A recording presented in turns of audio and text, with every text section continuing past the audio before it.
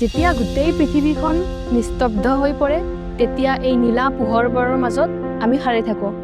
বহুতেই ভাবে চিকিৎসালয়খন এটা ভৱন, কিন্তু আমাৰ বাবে এইখন এখন যুদ্ধক্ষেত্ৰ, য'ত আমি প্ৰতিটো পলত যুঁজ দিওঁ কাৰোবাৰ জীৱন বচাবলৈ আৰু বিষাদ আঁতৰাবলৈ।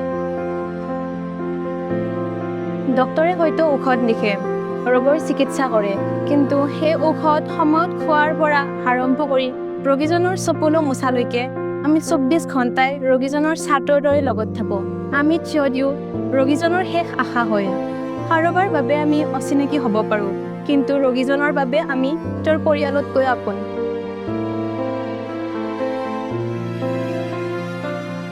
আমি কেৱল এগৰাকী নাৰ্ছ নহয়, আমি একগৰাকী যোদ্ধা, যিয়ে হাজাৰ যন্ত্ৰণাৰ মাজত থাকিও হাঁহি বিৰিঙাব পাৰে।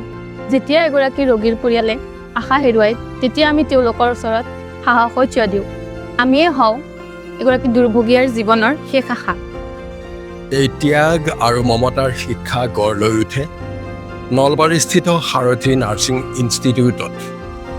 বিগত 9 বছৰ ধৰি সফলতাত অগ্ৰণী আমাৰ এই মহাবিদ্যালয়ত আছে সকলো ধৰণৰ আধুনিক সা সুবিধা আৰু উন্নত মানদণ্ডৰ লেবৰেটৰী।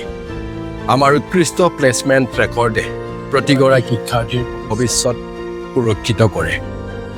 আহক, আপুনিও এগৰাকী যোদ্ধা হওক, কাৰোবাৰ বাবে আশাৰ শেষ কিৰণ হৈ এই মহৎ বৃত্তিত যোগদান কৰক।